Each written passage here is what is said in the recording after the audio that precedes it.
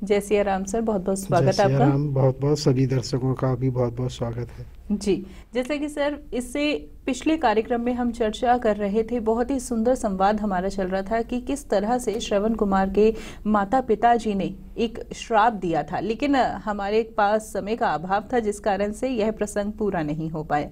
तो ऐसे में आज इस कार्यक्रम के माध्यम से उसी प्रसंग को आगे बढ़ाएंगे। जी, हमारा ये पिछले कार्यक्रम में बात चल रही थी कि जो श्रवण कुमार हैं, महाराज दशरथ ने शब्द भेदी बाण का इसलिए उपयोग किया था, उन्हें लगा हो सकता है कोई गज वगैरह पानी पड़ने, क्योंकि वो समय ऐसा था रात्रि का और ये उम्मीद ऐसा ही स्थान था कि जहाँ प्राय संभावना नहीं थी। तो उन्होंने जो बाण छोड़ा है, जिससे उनकी उस समय बाण उनके हृदय में लगता है, वो घायल हो जाते हैं। जब वो उनके पास जाते हैं तो वो सबसे पहले कहते हैं कि समय कम है, मेरे माता पिता इस तरह से मेरे साथ आए हुए हैं और मेरे लिए वही मेरे देवता हैं, वही मेरे आराध्य हैं, उनको आप पहले जल ग्रहण कराएं। तो हम इसी पर चर्चा कर रहे थे कि उनके लिए देखिए कि कितना पूजनीय थे। और आज हम सबको भी ये विशेष ध्यान रखना चाहिए कि माता पिता के समकक्ष ना कोई था, ना है, ना होगा। माता पिता ही सब कुछ हर व्यक्ति के लिए होते हैं। तो उसी से ये प्रेरणा लेनी चाहिए कि आज हम ये तो देखते हैं कांवर तो बहुत होती हैं, लेकिन इतना हम वास्तव में क्या सम्मान माता पिता को दे सकते हैं, उस पे बहुत आवश्यक है विचार करना। और ये विचार तब ही हो सकता है जब हम इसको ये भली भांति माने कि माता पिता की सेवा करने से उनका कुछ हमें वास्तव में हमारा भी भला होता है, हर तरह से भला होता है। जब हमें ये विश्वास हो जाता है तो वो हम स्वयं कर पाएंगे। तो इस स्वयं के द्वारा ही स्वयं को हमें ये खोजना है कि हम वास्तव में माता पिता से हमें कुछ मिलता है। तो उसमें जब वो महाराज दशरथ उनके अनुसार वहाँ जल लेके जाते हैं तो उनके माता पिता इस पर वो दबाव बनाते हैं कि भाई तुम पुत्र बहुत समय हो गया है और तुम आए हो और बोल नहीं रहे हो, क्योंकि वो ये चाह रहे थे कि किसी तरह जल पी लें, लेकिन जल वो नहीं पीते हैं। तब फिर वो क्या बोलने की कोशिश करने की सोचते हैं कि नहीं बोलें और ये जल पी लें, तो वो साफ कहते हैं जब तक तुम बोलोगे नहीं हम जल नहीं पिएंगे। तब फिर महाराज के पास कोई विकल्प नहीं बचता और वो बोलना पड़ता है और उन्हें बताना होता है इस तरह से मेरे अपराध से, और वो अपना परिचय भी देते हैं कि मैं अजपुत्र दशरथ हूँ, मेरे बाण के द्वारा आपके पुत्र घायल हो गए हैं, उसको इस तरह से होने की वजह से उन्होंने मुझे बताया है कि मैं आपको जल सेवन कराऊं। तब स्वाभाविक है जल तो पीने की बात होती ही नहीं है, बस यहाँ कहीं ये दो बातें आती हैं। कहीं तो ये आता है कि वो उन्होंने कहा है कि हमें पुत्र के पास ही ले चलो, और कहीं ऐसा भी आता है कि जब उन्होंने जल नहीं पिया है तो महाराज दशरथ श्रवण कुमार को वहीं लेके आए हैं। लेकिन दोनों स्थिति में ये निश्चित है कि श्रवण कुमार को बाण लगा है और उन्होंने उनके जो माता पिता हैं जब वो उनसे मिले हैं तो वहाँ पर उनसे ये बराबर इस तरह से वो रहा ही पुत्र। तो उन्होंने जब वहाँ पर ही श्राप उनको दिया है, और जो श्राप दिया है उन्होंने ये कहा है कि जिस तरह से हम पुत्र वियोग में प्राण त्याग रहे हैं उसी तरह से तुम भी पुत्र वियोग में प्राण त्यागोगे। और ऐसा कह के, क्योंकि वो पुण्यात्मा हैं, उन्होंने अपने शरीर का त्याग कर दिया है। ऐसा कहा जाता है जब उन दोनों ने भी शरीर का त्याग कर दिया है। तो अब क्योंकि ये एकाएक सब घटनाएं घटती हैं, क्योंकि महाराज हैं उनको हर तरह की स्थिति का अंदाज़ा रहता है निर्णय, और वैसे भी ये कहा जाता है कि आखेट का उद्देश्य यही होता है कि अचानक निर्णय लेने की क्षमता आनी चाहिए, क्योंकि आखेट का मतलब ही होता है कि सब कुछ आप नियोजित नहीं कर सकते। तो उस आखेट की तरह से महाराज को उसी समय ये निर्णय लिया कि यदि इनको मैं श्रवण कुमार को पास छोड़ के जाता हूँ, कोई भी जंगली पशु या कुछ भी इनको शरीर को वो क्षति पहुँचा सकते हैं इनके सबको, तो उन्होंने वहीं ये निर्णय लिया है। उन्होंने उनकी चिता बना के अंतिम संस्कार वहाँ किया है। और सब करने के बाद यहाँ पे फिर एक मतभेद आता है। कहीं कहीं ये भी कहा जाता है कि महाराज को का विवाह ही नहीं हुआ है, लेकिन मेरा व्यक्तिगत अपना मन ये है कि विवाह हो चुका है, क्योंकि दो कारण हैं। ऐसा जब वो वहाँ पर पुत्र वियोग का वो श्राप देते हैं तो एक बार बताते हैं कि महाराज को तो कहीं इसकी प्रसन्नता भी हुई, चलो अगर पुत्र होगा तभी तो पुत्र वियोग होगा। अगर व्यक्ति का विवाह नहीं हुआ होता तो शायद पुत्र होने या ना होने का बहुत अंतर नहीं पड़ता, क्योंकि वो उसकी अपेक्षा ऐसी नहीं, जब विवाह ही नहीं हुआ तो पुत्र होने की बात तो होनी ही नहीं है अभी। तो जब इस तरह का कुछ आता है तो संभवतः ये कि पुत्र की बात से ये लगता है कि विवाह होने के बाद की घटना है।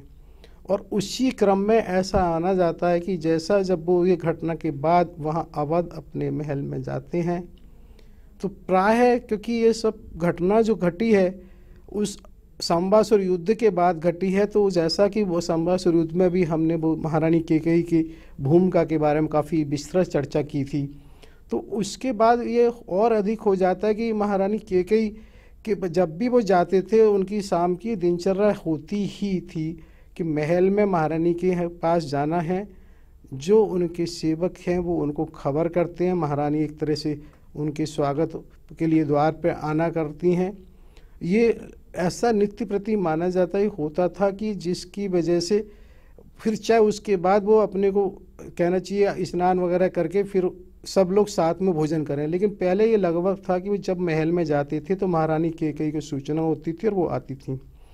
लेकिन जिस दिन ऐसा हुआ है जब वो महल में गए हैं तो वो बिना महारानी को कोई सूचना भिजवाए, बिना महारानी के कहे वो सीधे अपने ही कक्ष में चले जाते हैं, क्योंकि यहाँ ये माना जाता है जो सेवक हैं उन्हें पता तो लगी महाराज हैं, लेकिन जैसा कि एक होता है व्यवस्था के ना तो किसी सेवक को अधिकार है कुछ पूछने का जब तक कहा नहीं जाए, लेकिन उसने महारानी को सूचना दे दी है कि महाराज महल में आ चुके हैं। महारानी उनकी प्रतीक्षा कर रही होती है, उन्हें लगता है किसी कारण से आ रहे होंगे, लेकिन प्रतीक्षा की कहीं ना कहीं सीमा होती है। जब प्रतीक्षा के बाद वो नहीं आए तो उन्हें लगा कुछ तो वजह है, तो वो उनके उस कक्ष की ओर जाती हैं। तो उस कक्ष के बाहर भी जो उनका सेवक है तो वो उनसे पूछते हैं कि महाराज कहीं शयन तो नहीं कर रहे हैं। तो उसने कहा भी मुझे नहीं जानकारी है, उन्होंने बस ये कहा कि मुझे कहीं विघ्न ना डाला जाए। तो महारानी उनका दरवाज़ा धीरे से खोलते हैं, कहीं अगर शयन कर रहे हैं तो कोई नहीं, लेकिन वो देखती है कि वो महाराज ऐसे ही लेटे हुए हैं, अपने वस्त्र भी जूती भी जैसे आदमी उसमें लेटता है ना एक सोच विचारी में, और उसमें तो उस तरह से उनका जो हाथ भी अपने सिर के उस पर रखा हुआ है। वहाँ जाके वो महसूस करती हैं कि कुछ तो वजह है। धीरे से वो अपना स्पर्श से उनके हाथ को हटाती हैं, और जब वो देखती हैं कि महाराज बहुत ही आँखों से ऐसे बेहाल हो रहे हैं, बड़े परेशान हो रहे हैं, वो उनसे कुछ कहने की कोशिश करती हैं महाराज बताओ, लेकिन वो अपने को ऐसा महसूस करते हैं आत्मग्लानि टाइप, वो कुछ ठीक से बता ही नहीं की स्थिति में नहीं पाते हैं अपने को, वो बता नहीं पाते हैं। तो उनको थोड़ा सा और मनोबल बढ़ाने की कोशिश की जाती है, भाई क्या क्या घटा है कुछ बताओ सही। कहा भी जाता है कि भाई दुख बांटने से कम हो जाता है, सुख औरों के साथ बढ़ जाता है, क्योंकि कई बार हम इसको देखते हैं सुख के बढ़ने के, अगर हम कोई मेला उत्सव करते हैं जब ज़्यादा जितने लोग होते हैं उतना हम महसूस करते हैं कि हाँ भाई सुख बढ़ रहा है। और दुख को भी हम ये कहते हैं भाई जैसे अगर किसी के वास्तव में मन में कोई बात है तो किसी से कह के वो हल्का हो जाता है। तो वास्तव में ये देखा गया दुख बांटने से कम इस तरह होता है। अगर व्यक्ति के अंदर आंसू जब आते हैं तो कहीं ना कहीं हल्का ज़रूर होता है। तो ये प्रमाणित चीज़ समझ में आती है कि हाँ दुख बांटने से कम होता है। तो वो महाराज को इस बात के लिए कहती हैं जो भी कुछ हुआ है मुझे बताएं। तो वो महाराज उसको विस्तृत में ऐसे ही बताती हैं जैसे घटना घटी होती है। और वो उसको वो जब ये कहती हैं अब जो घटना है देखो महाराज वो तो हो गया, और ये आप भी जानते हैं कि आपने जो भी कुछ हुआ है आपने अपने जानबूझ के नहीं किया है। जो घटना होता है वो किसी के हाथ में नहीं है, वो घट चुका है। इसके लिए फिर एक काम करती हैं कि जैसा हमने बताया कि कोई भी किसी तरह की समस्या होती है तो कुलगुरु या पुरोहित जो होते हैं उन्हीं से फिर विचार विमर्श होता है कि हम महाराज की आने की सूचना महर्षि वशिष्ठ जी के पास भिजवा देते हैं और उनसे फिर इसकी बात करते हैं भाई शीशे कि भाई क्या इसका निदान और क्या हमें करना चाहिए। वो उसको लेके फिर उन्हीं के महर्षि के पास सूचना जाती हैं। तब वहाँ पर इस तरह की फिर वो चर्चा करने के लिए जाते हैं। जब महर्षि वशिष्ठ अपने आश्रम में होते हैं तो उन्हें यकाएक ऐसा लगता है कि कोई ना कोई ज़रूर महत्वपूर्ण है कुछ जिसकी वजह से महाराज की सूचना और महाराज का आना है। वो महाराज से वहाँ इस तरह से जब चर्चा करते हैं तो महाराज उसी में ये देखते हैं भाई क्या घटित हुआ है, तो वो उनको हर बात कि जो कुछ होता है महाराज वो सब कुछ ऐसा नहीं होता, हम समझ ही लें, हो सकता है इस श्राप में भी वरदान छिपा हो, क्योंकि आप ये देखिए कि अभी तो आपके पास कोई संतान ही नहीं और इसमें इस तरह से है, तो उसको थोड़ी सांत्वना दे के करते हैं। लेकिन क्या यहाँ पे एक चीज़ बड़ी महत्वपूर्ण और हो जाती है साथ साथ समझना कि यहाँ जो उन्होंने कहा पुत्र वियोग, तो इसमें एक चीज़ मन के सशंकित करती है कि यहाँ पुत्र वियोग जो हो रहा है उनका पुत्र का निधन हो रहा है। तो पुत्र वियोग का मतलब कहीं ऐसा तो नहीं, क्योंकि पुत्र वियोग से ये तात्पर्य स्पष्ट नहीं, बस जो कहे जाते हैं शब्दों के अर्थ कुछ भी हो सकते हैं। अब पुत्र वियोग एक शंका करता है कहीं जैसे यहाँ इस समय घटना घटी, कहीं कोई ऐसी घटना घटेगी क्या, क्योंकि ऐसा नहीं है अब उसको स्पष्ट माना जाए तो, लेकिन उसको उसी समय के हिसाब से छोड़ा जाता है ना। तो ये कि एक मन में विचार जरूर आता है कि कहीं ऐसा तो नहीं है। कई बार कहीं ऐसा भविष्य में भी आता है कि भाई ऐसा करने से शायद हो सकता है कि कोई संभावना इस तरह की होती, तो उसको महाराज दशरथ की मृत्यु से भी वो टल गया। भाई पुत्र वियोग भी मतलब ऐसा भी हो सकता था, किसी पुत्र की भी असमय मृत्यु होती। तो इसलिए आगे कभी आता है कि महाराजा दशरथ की मृत्यु का होना भी इसलिए था, पुत्र वियोग तो होना था, पुत्र वियोग का रूप इस तरह से हो सकता था भाई उनको पुत्र वियोग हो जाए। तो इसमें अभी हम बात कर रहे थे महर्षि वशिष्ठ जी की, तो महर्षि वशिष्ठ जी से जब ये बात वहाँ होती है तो महर्षि वशिष्ठ जी भी उसी चीज़ को ये कहते हैं कि भाई पुत्रिष्टि यज्ञ और प्लस इसका यज्ञ हम किया जाए। भाई हमारे यहाँ तो हर चीज़ का एक विधान यही होता है कि कोई भी घटना घट जाए तो उसको एक तरह से पश्चाताप या उससे करने के लिए यज्ञ की ही प्रक्रिया होती है। बहुत सारे यज्ञ अन्य भी होते हैं, तो उसी समय ये बात होती है कि भाई उस यज्ञ की तैयारी की जाए और उसी यज्ञ की तैयारी के साथ साथ पुत्रेष्टि यज्ञ की बात आती है। जैसा कि हमने पूर्व में भी कहा था कि कोई भी जब घटना घटती है तो उसकी बहुत सारी प्रक्रिया होती है, क्योंकि पुत्रेष्टि यज्ञ जो होना है महर्षि शृंग के द्वारा होना है। और शृंग ऋषि जो है कि पहले बताया कि जो दशरथ जी की सुमित्रा से पुत्री शांता थी, जिन्होंने अपने मित्र रोमपाद जी को गोद दे दिया था, उनकी पत्नी है ऋषि शृंग की। तो अब इससे ये थोड़ा सा ये सब समझ सकते हैं और जुड़ाव और कारण हो जाता है कि उनसे, क्योंकि महर्षि का ये मानता है जो ऋषि शृंग हैं उनको मनाना आसान नहीं होता है, लेकिन इस तरह से रिश्तेदारी और संपर्क होने से, क्योंकि जब महाराज दशरथ और रोमपाद मित्र हैं तो बचपन में उस समय नहीं किसी को पता भविष्य में क्या हो सकता है, तो उस समय से भी चीज़ें देखो जुड़ी हैं और आगे होंगी। तो इसीलिए ऐसा माना जाता है कि जब महाराज दशरथ उनको मनाने भी जाते हैं या रोमपाद जी के पास जाते हैं तो इस तरह की बातें वहाँ होती हैं कि इस तरह से उन्हें तैयार किया जाए। तो एक बार वो मना भी करते हैं, तो ऐसा कहा जाता है शांता ने भी उनको कहा कि नहीं महाराज महर्षि को कि आपको ये करना चाहिए। तो वो इस तरह से किसी तरह से तैयार किए जाते हैं ऋषि शृंग। जब भी वो तैयार होते हैं तो वो इस वाले यज्ञ का भी करते हैं, साथ में पुत्रेष्टि यज्ञ की भी तैयारी होती है। और जैसा कि पुत्रेष्टि यज्ञ एक बहुत बड़ा यज्ञ होता है, उसकी बहुत सारी तैयारियां होती हैं, उसमें बहुत सारे मेहमानों को भी बुलाया जाता है जो उनके अपने रिश्तेदार हैं, जिसे कहना चाहिए कि तीनों माताओं के परिवारों के हैं, और भी राजा जनक वगैरह हैं, उनको जो राज होते हैं, जो व्यवस्थाएं होती हैं, हम तो उसको ऐसे समझ लेते हैं जैसे वर्तमान में अगर कोई हमारे एशियाई ओलंपिक और वर्ल्ड कप वगैरह की तैयारी होती हैं, उस तरह से कुछ यज्ञ वगैरह रहते थे जिसमें सारी तैयारियां होती हैं। भाई कहाँ पर ये घुड़साल, कहाँ आजशाला, गौशाला, भोजनशाला, कहाँ कैसे सारी व्यवस्थाएं बड़ी विस्तृत की जाती हैं। इसीलिए ये माना जाता है कि यज्ञ वगैरह आम आदमी नहीं करते, जो महाराजा वगैरह हैं वही करते हैं, बड़ी विशाल व्यवस्थाएं उनकी होती हैं। और वो पुत्रेष्टि यज्ञ का जब आयोजन करते हैं उसमें बाकायदा उस आयोजन में जब आहुति वगैरह डाली जाती हैं तो वहाँ देवताएं आते हैं। उसको हल्का सा ऐसा समझ सकते हैं देवताओं को आना जैसे कि हम लोग कहीं बैठे हैं और कोई चीज़ तो डिजिटली जैसे होता है ना कि भाई किसी ग्रुप पे या व्हाट्सएप पे के लोग जुड़ जाते हैं और वहाँ वो आते हैं, तो उस समय लगता है कि किसी ने देखा तो है नहीं, लेकिन वो वहाँ प्रेजेंट हो जाते हैं। तो उसी तरह से शायद कुछ ऐसा माना जाता है कि वहाँ पर देवता अपने अपने आए हैं और जिसको जैसे कहना आशीर्वाद देना वो दिया है। और जैसा कि पुत्रष्ट यज्ञ में होता है कि अंत में जब वो बिल्कुल पूर्ण आहुति दे रहे होते हैं, तो पूर्ण आहुति के समय जो अग्निदेव हैं वो पायस, जिसे कहना चाहिए पात्र, खीर कहें, खीर का पात्र लेके प्रकट होते हैं। उस खीर को महाराज दशरथ को दिया जाता है और ये कहा जाता है कि अपनी रानियों में बांट देना। अपनी रानियों में यथोचित बांटने के बाद तुम्हें निश्चित रूप से संतान उत्पत्ति होगी, संतान की प्राप्ति होगी। तो उस पायस को, खीर को लेके महाराज दशरथ महल में जब बांटते हैं, तो यहाँ पे एक बहुत बात ये है कि उन्होंने जब खीर दी है, कोई पूर्व निर्धारित कहीं कुछ नहीं है, लेकिन आधा भाग बड़ी महारानी कौशल्या को दिया, उस आधे के 2 भाग करके सुमित्रा और केकई को दिया है।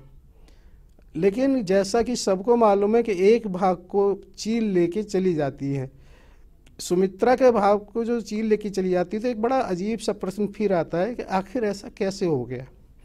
जहाँ इतने सारे सेवक होते हैं, सब होते हैं, चील का आना और वो वहाँ से ले जाना, क्योंकि कोई घटना भाई जहाँ इतने हर व्यवस्था के लिए सेवक हैं, तो ऐसा नहीं हो सकता कि कोई नहीं देख रहा हो, कहीं आ भी गई और आके सीधे वहाँ तक आना और फिर उसे ले जाना। तो मुझे तो सिर्फ एक ही चीज़ कारण समझ में आता है, कुछ घटता अचानक नहीं है, हर घटना और हर क्रिया के पीछे कुछ रहा होता है। तो इसीलिए कुछ ऐसा होता है कि जिसकी वजह से वो हो जाता है। अब जब उनका लेके चली गई तो उस समय महारानी कौशल्या ने जो अपना है उसका चतुर्थ अंश यानी 1/4 सुमित्रा को दिया। अब क्या होता कि जो 50% उनका था उसका 1/4 12.5% अगर उन्हें दे दिया तो उनके पास 37.5 रहता है।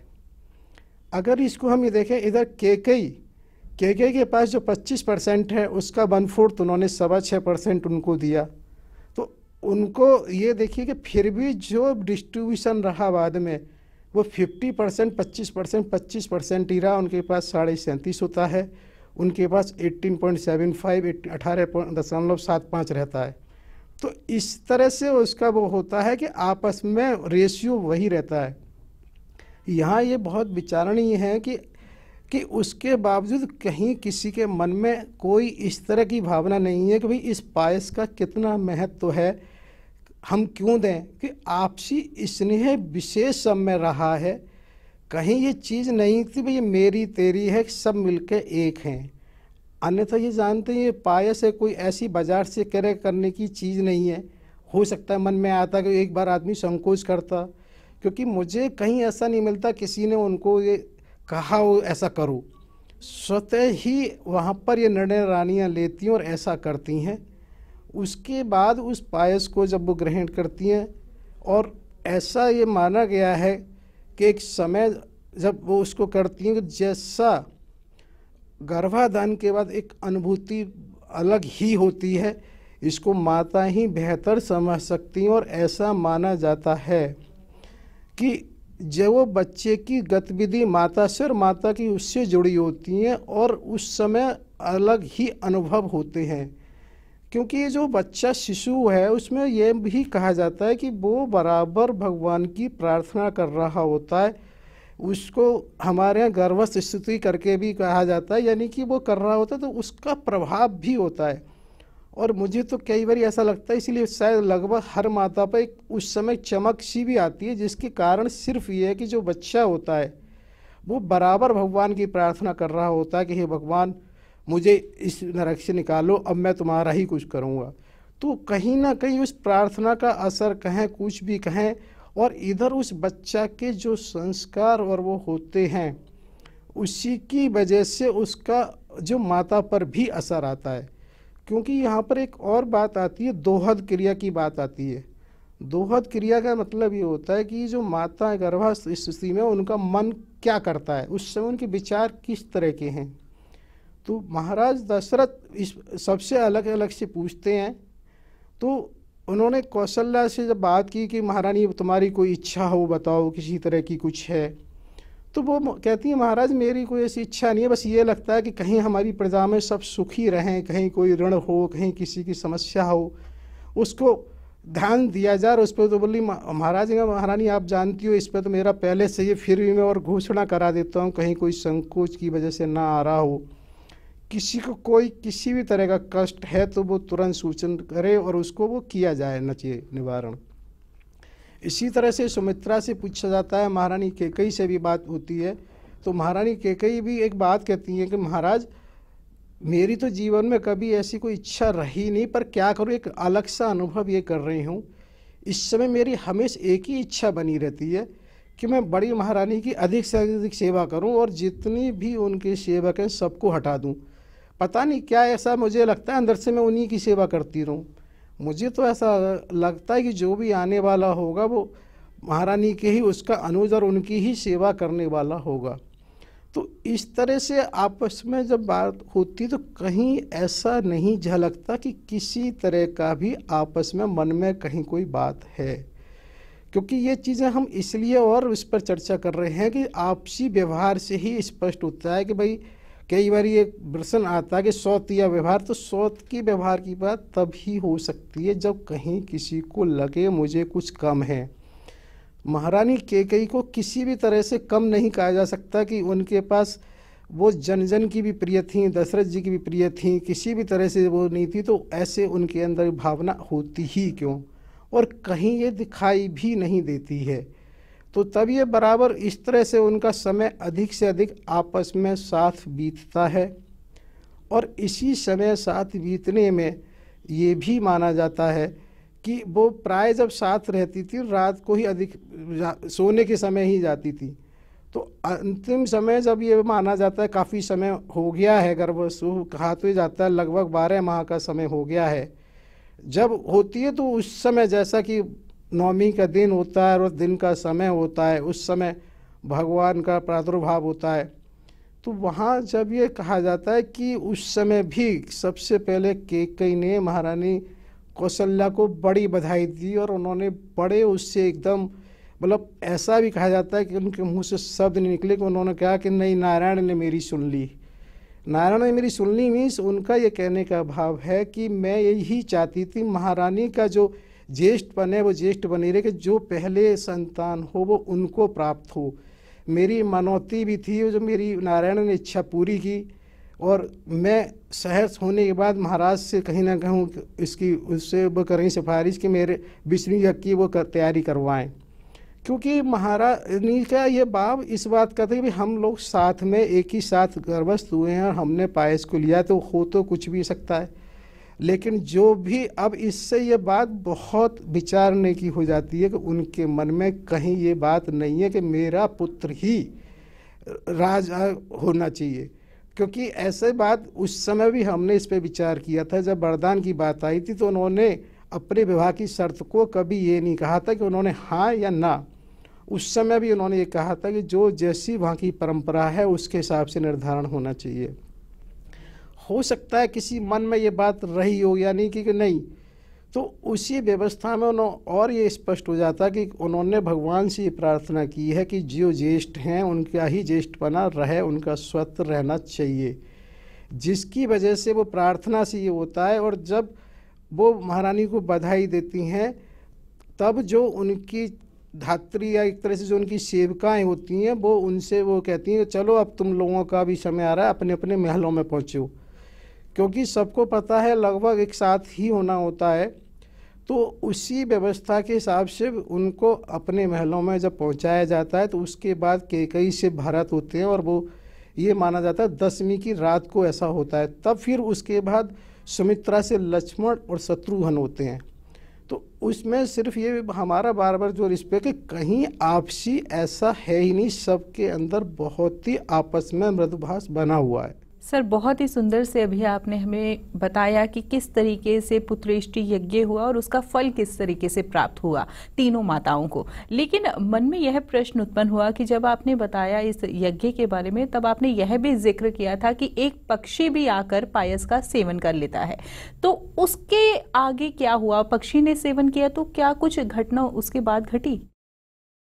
उसके बारे में केवल ये तो आता है कि पायस को लेके गया, लेकिन ये कहीं स्पष्ट नहीं है क्या हुआ। कि कहीं कहीं कुछ लोगों का ये मत भी आता है कि वो हनुमान जी का जन्म हुआ, लेकिन इससे मैं इसलिए सहमत नहीं, है मेरी व्यक्तिगत राय है कि हनुमान जी तो उनके राम जी के जन्म से बहुत पहले भी आते हैं, क्योंकि ऐसा होता है जैसे बात आई कि प्रौढ़ावस्था में दशरथ जी को पुत्रष्टि यज्ञ के द्वारा संतान हुई, तो बीच में भी एक बार उनके मन में बड़ा वैराग्य सा हो गया था।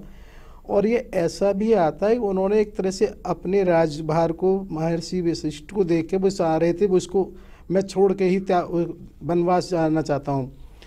तब उस समय ऐसा जिक्र आता है कि हनुमान जी बाल स्वरूप में आए हैं और वो रहे हैं। उन्होंने दोबारा एक तरह से वो पैदा की भावना कि भाई बच्चों के साथ भी रहने से कितना अच्छा फील होता है। कहना चाहिए ना, जब आपकी इच्छा होगी तभी तो कुछ मिलेगा। भाई भगवान से अगर हमने कुछ इच्छा ही नहीं करी तो कैसे मिलेगा। तो इसलिए ये भी जिक्र बराबर आता है कि हनुमान जी वहाँ रहे हैं उनके जन्म से पूर्व ही। तो मैं तो ये नहीं सोचता कि उस वाले पायस से हनुमान जी का जन्म हुआ है। एक चीज़ और मैं थोड़ा सा स्पष्ट करना चाहता हूँ, जैसे अभी पुत्रष्टि यज्ञ में हमने कहा भगवान अग्नि देवता है, तो कई बार मन में एक बात आती है कि ये सब कैसे हो सकता है, अग्नि देवता में और कोई आए और इस तरह से रहे। तो ये चीज़ें बहुत आज भी हमें होती हैं। हम उत्तर भारत में ही यहाँ ये देखते हैं, मथुरा ज़िले में कोसी के पास एक गांव फालौन है, वहाँ प्रतिवर्ष होलिका दहन के दिन एक पंडा जी उस होलिका के बीच में से निकलते हैं दहन के समय। तो वो उसी चीज़ को पीढ़ियों से चला रहा और अपने को तैयार करते हैं। तो जब वो आज के समय में ये हो सकता है, और उसमें भी बाकायदा वो वस्त्र पहन के निकलते हैं और कहीं ऐसा भी नहीं लगता कि कोई वस्त्र या उनको क्षति पहुंची हो। जब ये आज भी हो सकता है तो हम ऐसा क्यों माने कि उस समय नहीं हो सकता। बाकायदा उस अग्नि में से ही अग्नि देवता उस समय भी हुए थे, तभी उन्होंने पायस दिया था। इसलिए इसकी चर्चा करना उचित समझा, क्योंकि वो पायस के समय ये बात आती है कैसे संभव हो सकता है। तो मेरे को ये लगता है नहीं, ये संभव जब आज उसको हो सकता है तो उस समय भी ये रहा था। सर, आज भी इस कार्यक्रम के माध्यम से बहुत ही सुंदर चर्चा हुई, बहुत ही सुंदर प्रसंगों पर आपने प्रकाश डाला। अब ऐसे में कार्यक्रम की अगली श्रृंखला में हम आपसे यह जानना चाहेंगे कि प्रभु के जन्म के बाद क्या कुछ घटित हुआ, क्या कुछ प्रसंग विशेष हुए, यह हम आपसे जरूर जानेंगे, लेकिन कार्यक्रम की अगली श्रृंखला में। तब तक के लिए आपने अपना कीमती समय दिया, उसके लिए बहुत बहुत धन्यवाद। जय सिया राम। जय सिया राम। जय सिया राम। सभी दर्शकों सभी को सादा नमन वंदन प्रणाम करता हूँ। आप हमारे संत वाणी चैनल को सब्सक्राइब करें, वीडियो को लाइक करें, शेयर करें और हाँ, बेल आइकन पर क्लिक करना बिल्कुल ना भूलें, ताकि हमारी किसी भी वीडियो की सूचना सबसे पहले आपको मिले।